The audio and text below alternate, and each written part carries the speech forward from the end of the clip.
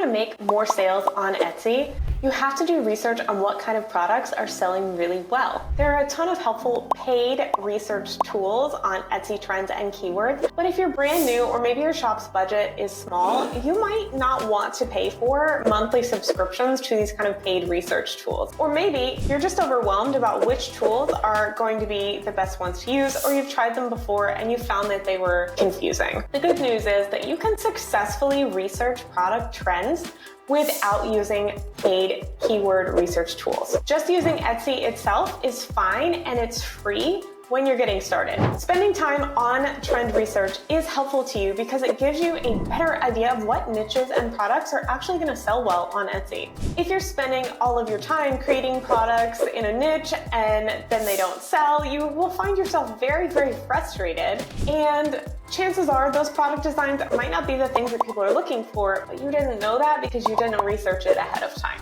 So in order to be successful, you want to know what are people actually buying on Etsy so that you can design products that are similar without doing competitive research and seeing what other shops out there are actually doing and what types of products they are selling that are similar to yours. It's going to be very hard for you to decide if your own shop is successful as well. So I'm going to show you a few different ways to trend research on Etsy so that you don't have to spend hours and hours and hours trying to figure this out on your own.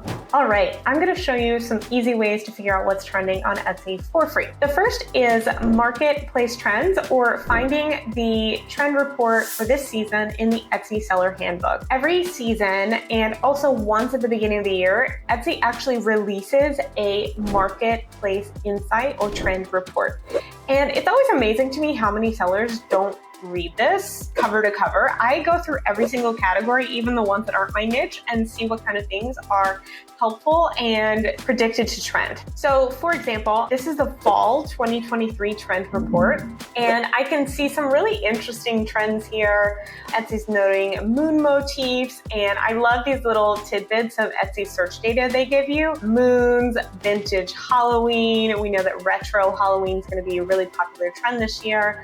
And I go through every single one of these trends and I basically write down and research everything that I think will be helpful to me, whether it's related to products I already sell and I want to add new trend keywords to my existing products, or I want to create new products. Love core is another really popular example. I'll also call this Barbie core. We don't want to use Barbie because it's copyright and trademark protected, but that's essentially what this means, is all things hot pink, all things Barbie, really all shades of pink.